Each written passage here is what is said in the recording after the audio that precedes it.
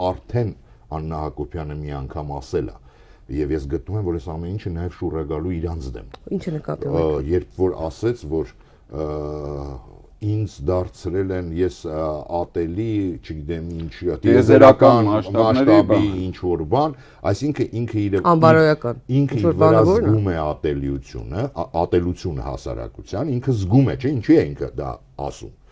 Բայց չէ որ 7 տարի այդ ատելությունը միայն իրենք են գեներացրել ու հիմա այդ նույն ատելությունը շուռ է եկել իրենց դեմ։ Իրանք դե այդ եմ ասում։ Այդ ամեն ինչը իրանք ինչ գեներացնում են, այո, իրենք քանդում են ամեն ինչ։ Քանդում են նորմեր, քանդում են բարոյական նորմեր, ընտանեկան նորմեր, հասարակության շփման, ամեն ինչը փորձում են քանդել։